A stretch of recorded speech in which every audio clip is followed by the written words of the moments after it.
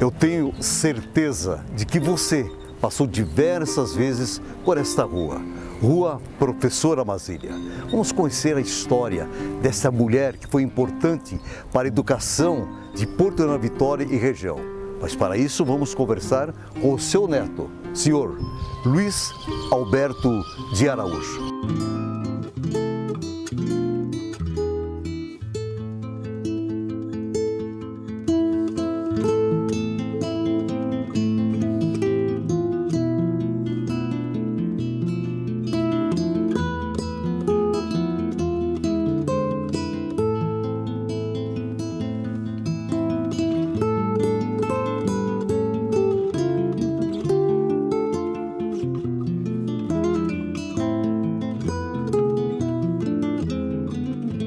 A minha avó, ela é natural de Antonina e veio para a União da Vitória já como professora normalista em 1904.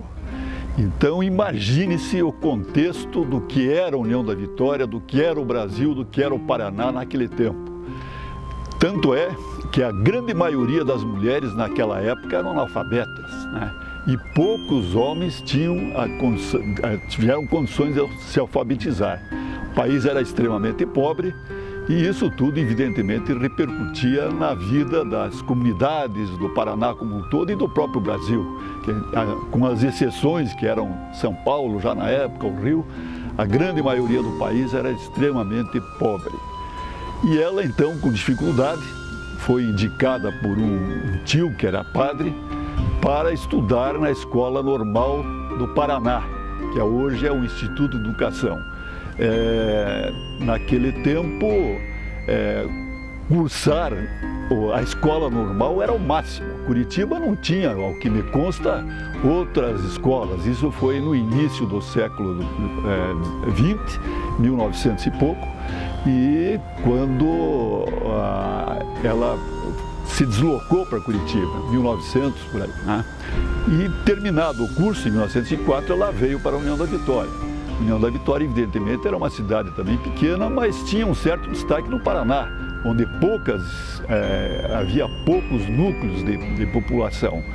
E aqui passou a lecionar, no caso, em condições às vezes precárias, em barracões, coisas, até que foi construída a escola que deveria ser a Escola Professor Serapião, aqui, no caso, hoje Porto União, né? Onde está localizado o Grupo Escoteiro Iguaçu, né? Então eram as instalações para a época, eram excelentes. Ela, naquela ocasião, morava na Rua Prudente e os alunos, evidentemente, adoravam pela sua competência. Ela, como normalista, ela teve um estudo bem aprofundado para a época, sabia todas as matemáticas até possíveis, mais álgebras e geometria, que ela repassava aos alunos. E também um conhecimento muito profundo em termos de português e de francês, que era a língua mais importante naquele tempo. Então, ela, inicialmente, como eu falei, passou a dar aulas nesses barracões para 80 alunos, né? Quer dizer, evidentemente representava uma dificuldade que ela superava de alguma forma. Aqueles alunos que não tinham tantas condições, ela dava um reforço na escola, no período da tarde ou inversamente no período da manhã. E esses alunos, evidentemente, tinham uma grande ternura pela professora Amazília. Eles, ao invés de ir para a escola diretamente, eles iam para a casa dela. E lá, então, se formava uma procissão em direção à escola. Naquele tempo, inicialmente, era, como já falei, no Grupo Escoteiro Iguaçu, hoje o Grupo Escoteiro Iguaçu. Com a divisão dos estados, ela voltou e passou a lecionar, evidentemente, no Grupo Professor Serapião em União da Vitória.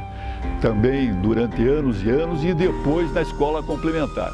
Então, a União da Vitória, naqueles tempos, tinha uma estrutura educacional acima da média nacional, pode-se dizer isso.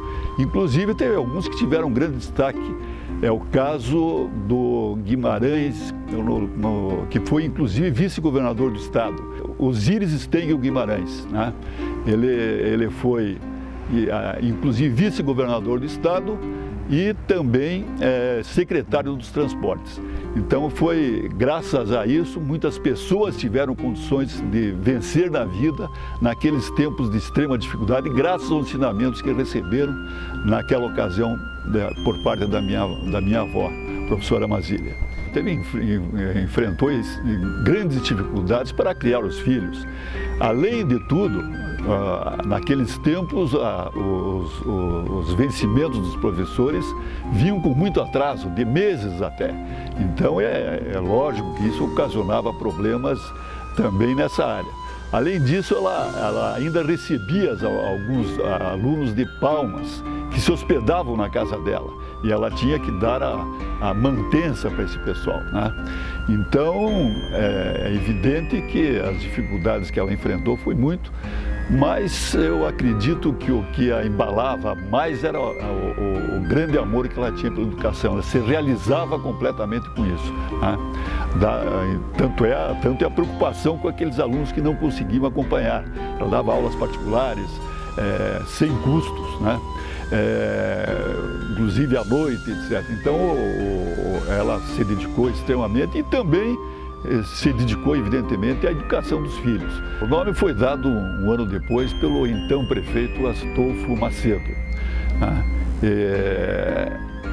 Um ano depois do falecimento dela, em dezembro de 39, ela faleceu ao final de 38.